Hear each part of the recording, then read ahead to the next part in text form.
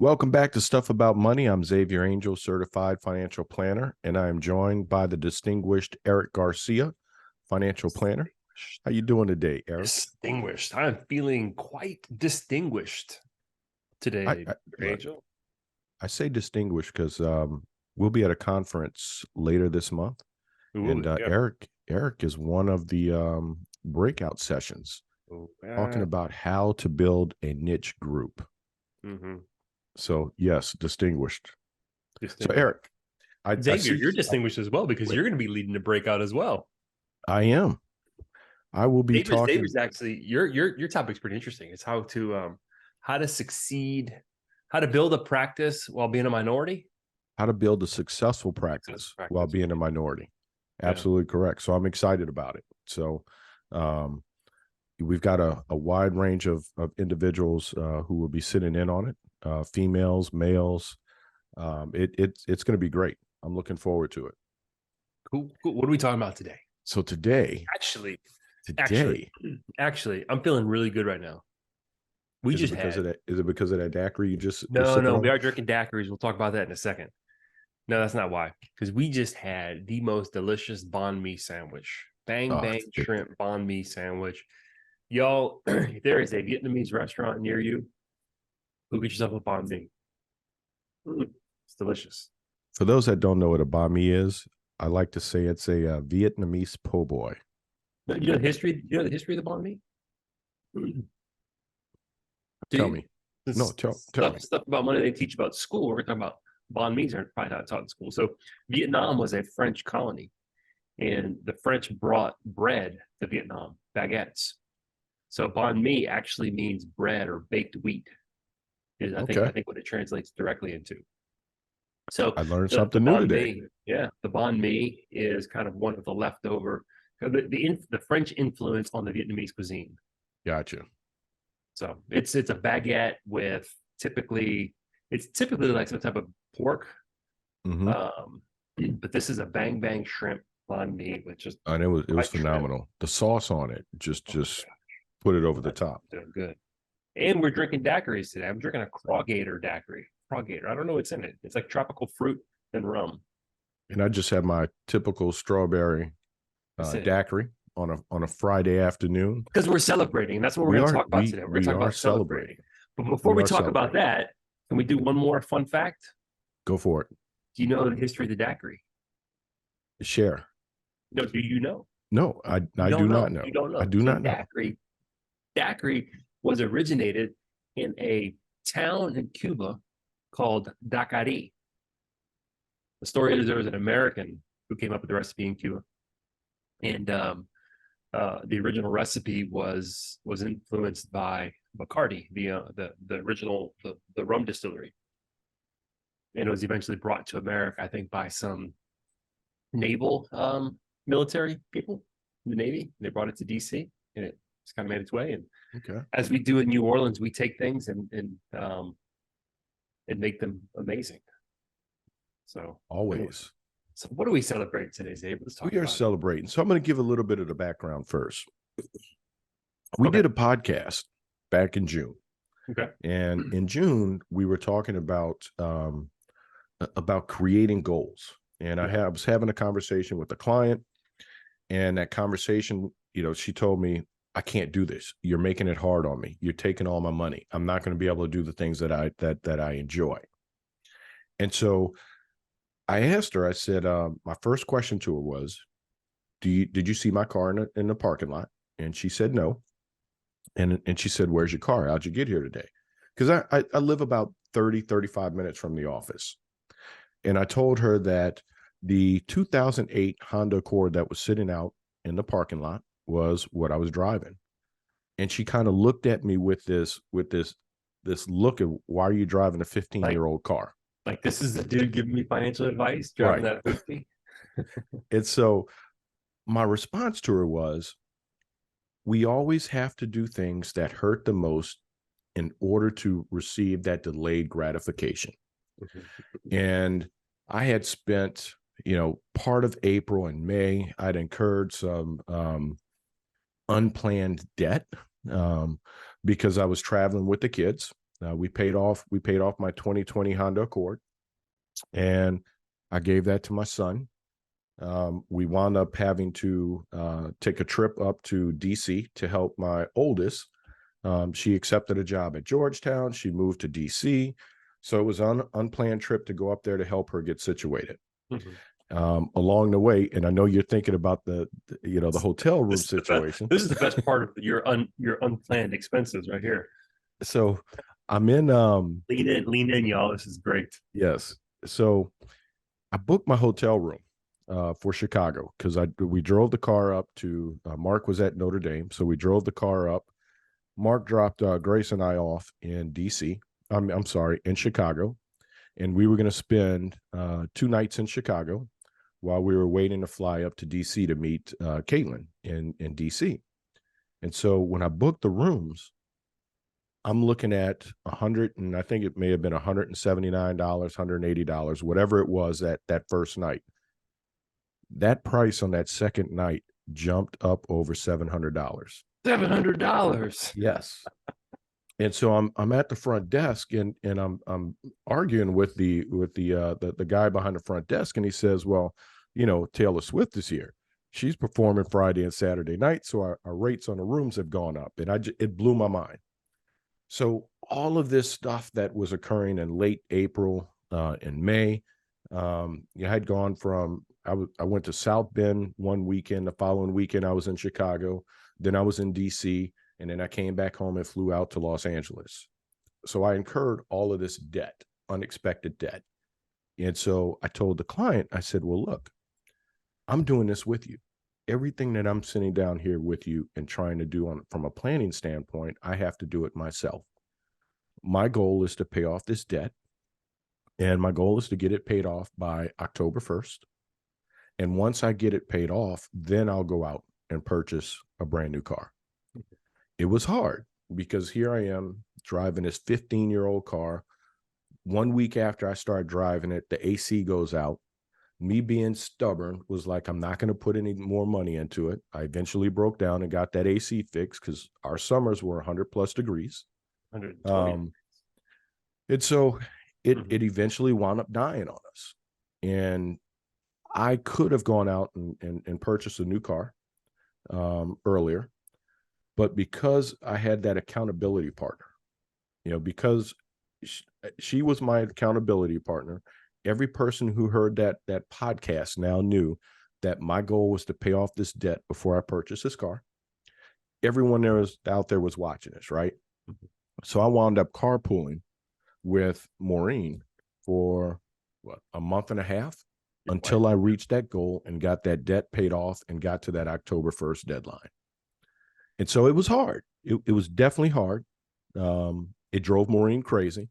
If I didn't buy a car 2 weeks ago, she probably would have divorced me. So she was tired of riding with me. I got a call. This is fun. I got a call one night from Xavier, and he says, "Hey man, I'm at the dealership." This was like at 5:30 in the evening. I said, "What are you doing there?" He says, he goes,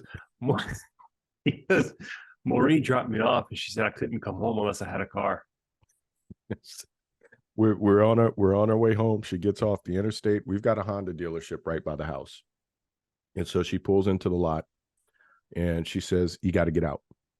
And she said, I'm leaving you here and don't come home unless you have a car with you. Jokingly, she told the sales guy who we've known for 8-9 years now. She tells him, if he comes home without a car, I'm going to divorce him. So he starts laughing. He's like, all right, let's go get you a car. So I wound up buying a car. Yeah. I got a passport. Because you love your wife. You love your wife more than you love your savings. Well, but hey, I paid off the debt. I met that goal. And I knew once I hit that goal, I was going to be able to go out there and purchase a car. The most important part was making sure that I met that goal and I did what I needed to do. Now, could I have gone out and purchased a car back in June? Probably. Yes, I could have. However, I didn't want to, for us, when we do our planning, right, we need to make sure that we're not cash poor. I needed to make sure that I still had money in case anything was to come up along the way. You know what I think about often? What's that? 'Cause I'm kind of in the same boat as you are, where I've got a 6-year-old who's driving now, and we kind of share cars, and I'm like 5 minutes from the office, so it's not that hard for me to Call me coordinate at rides. 7:30 to come and pick you up. Sometimes I'll call you at 7:30 to come pick me up, my Uber. It's okay. There's nothing wrong with that, man. It's community building. It's community building. It's how you build deep relationships. No, but we're not ready to buy her own car. She only needs it a couple days a week, so it's not that difficult for me to kind of change my schedule around hers. And if I need to, in a pinch, I can work from home. But it's getting harder and harder. She dances. She's busy. So I'm in the same boat as you are, where I'm gonna have to break down pretty soon and buy something. And I'm gonna tell you what I think about often. If you remember last year, could have been this year, we did a podcast with Billy Williams, Dr. Billy Williams. And Billy said, this was a lesson from his dad. He said, if you can't pay for it twice, you can't afford it. And I keep thinking, oh my God, if and I've got a target payment in the back of my mind. I know how much I want to pay monthly for a car. Okay, I can go buy a car right now. I can cash flow it, but I don't want to have a note. I don't want to finance the entire thing. So I'm thinking, okay, if I can't buy it twice, I can't afford it. That means I have to be able to afford the down payment that I want to put down twice, plus afford the monthly payment twice. It changes the game a little bit. Oh, absolutely. And it makes you become more conscious about everything that you do. But like you said earlier, I mean, we're in similar boats. I could have gone and done it. However, I was looking at, can I do this twice? Will I be cash poor? And that's not a position that I wanted to be in. So what we're talking about today is celebrating meeting financial goals, right? That's why we have our daiquiris here, because we want to celebrate this. We want to celebrate with all of our listeners, because y'all help keep them accountable. Because there were multiple times he walked into my office and he says, I got to get a new car. I said, dude, you said it on the podcast. You're gonna have to answer to, like, I don't know how many people listen to this, but if someone asks, you're a financial planner, dude. You're in the business of giving financial advice and holding people accountable and telling people they got to make hard decisions for what really matters. Right. If you break down, what does that say about you? Exactly. So thank you all. Here's a toast. Here's to you all guys. the stuff about money they didn't teach you in school. Podcast listeners, this daiquiri is for you. And I think one of the lessons of this is, right, when we go out and we set these goals, when we meet those goals, celebrate them.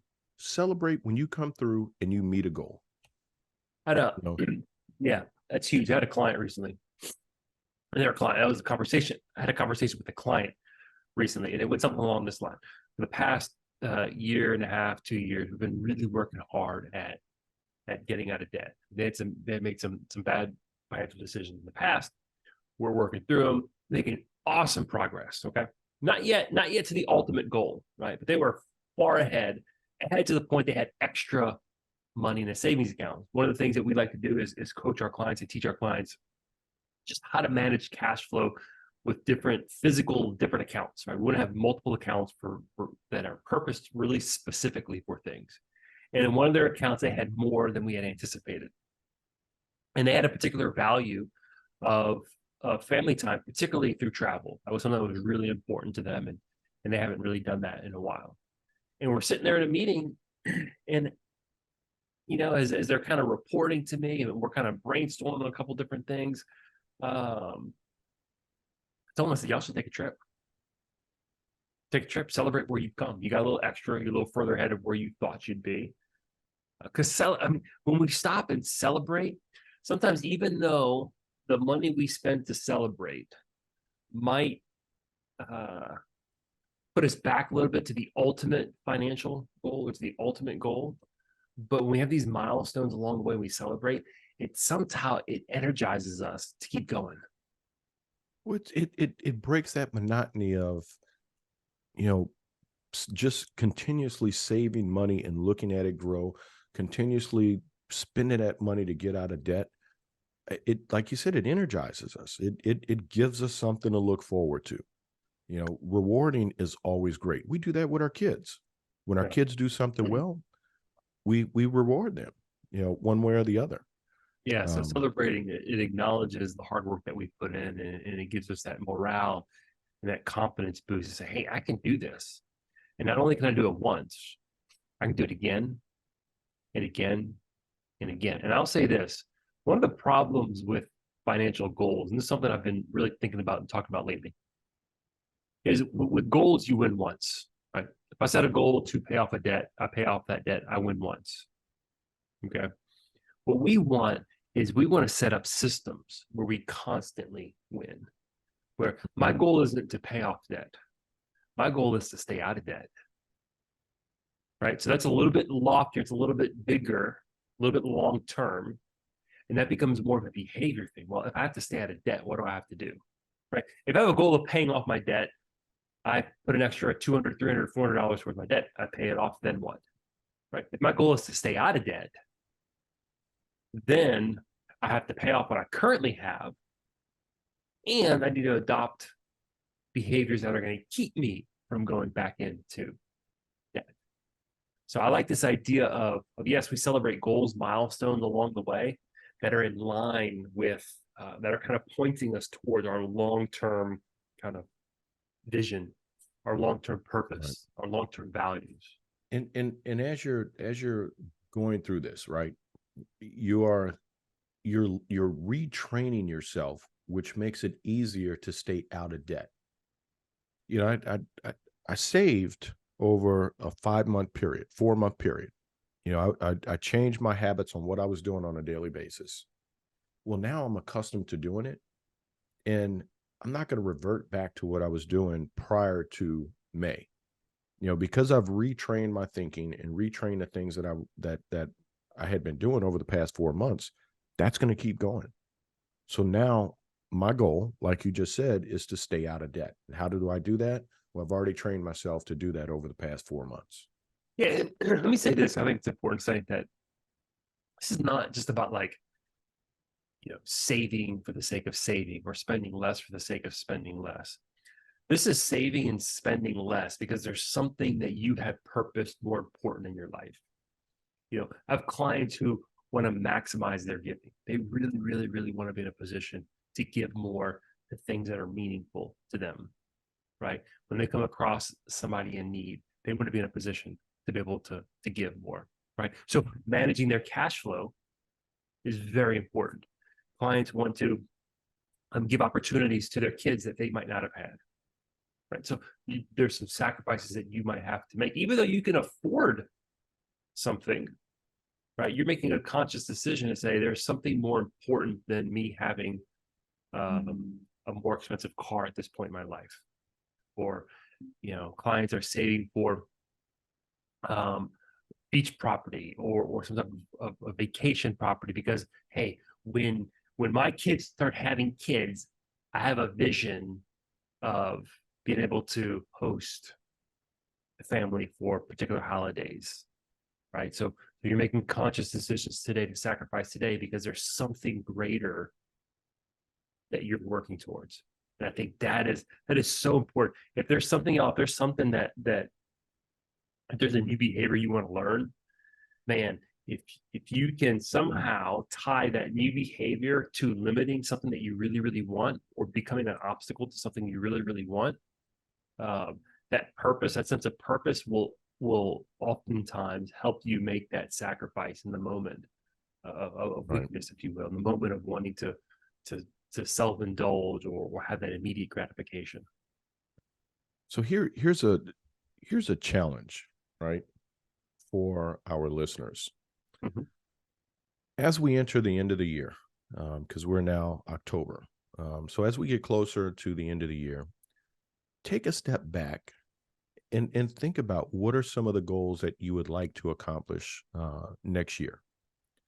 And all too often January comes around, we create these New Year's resolutions and we don't follow through with them. We may do them for 3-4 weeks and then it kind of goes by the wayside.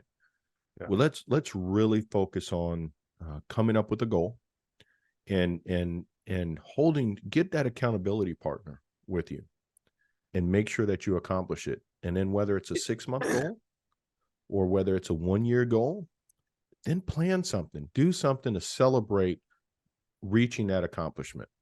I would even probe a little further. Don't just set a goal.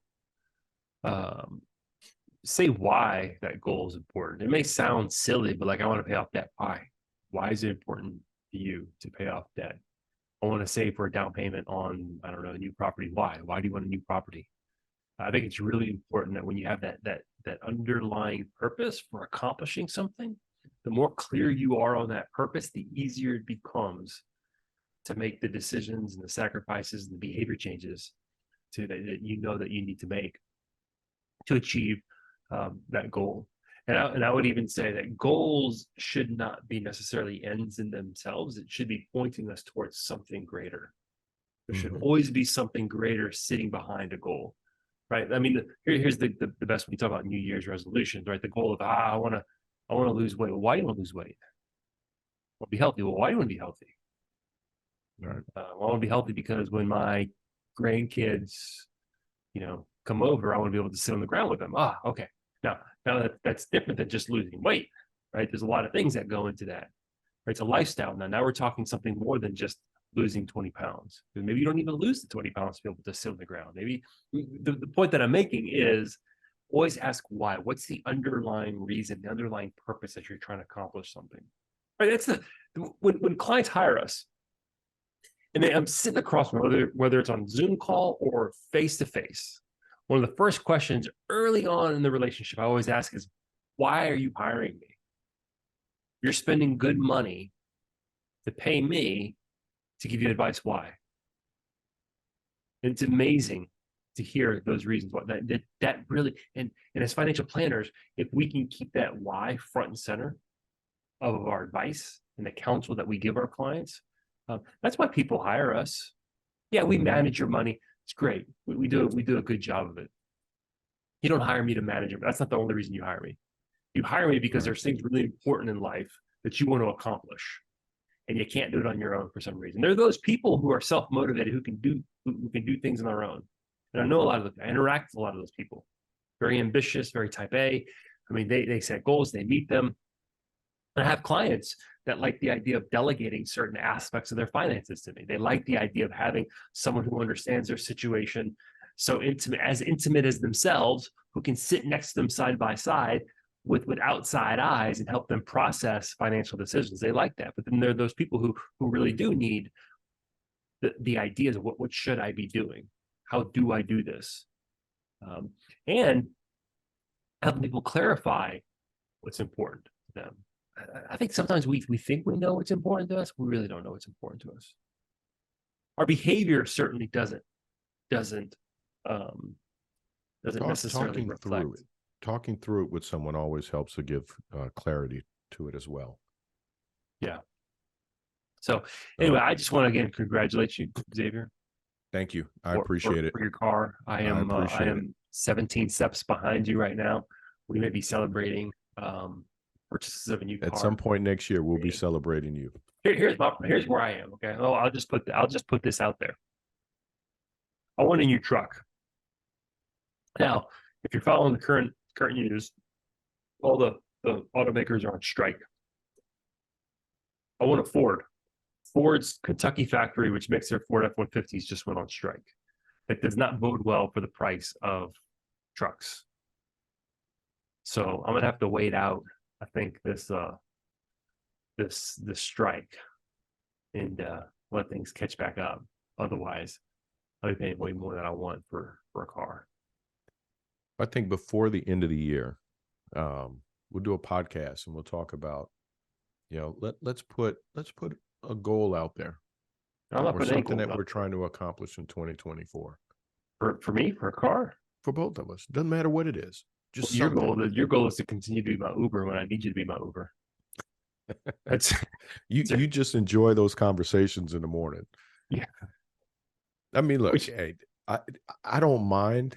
It has, I think it has put us more in line with, we've talked about everything from business to family, spiritually, just had these conversations. So Life is better when you live in community, man. Come yeah, on. that's why I drive 35 minutes every day to come over here. Otherwise, I'd probably work from the office in the house. So, but want to appreciate or say thank you guys. It was hard, but I made it. I got here. All right. There we go. Plan wisely, live confidently, right? All right, y'all. Thanks for listening. If you've reached some kind of really cool milestone, we'd love to hear about it. Share it with us. You can shoot us an email, info@plan-wisely.com. If you like what you're hearing, share it. Share it across your social media. We'd love to have more listeners and more followers. Xavier, thank you for being vulnerable and sharing with us your woes and being vulnerable with just kind of your finances. I appreciate that. No problem. I'm only human. Y'all All have right, a good y'all. one. Go celebrate.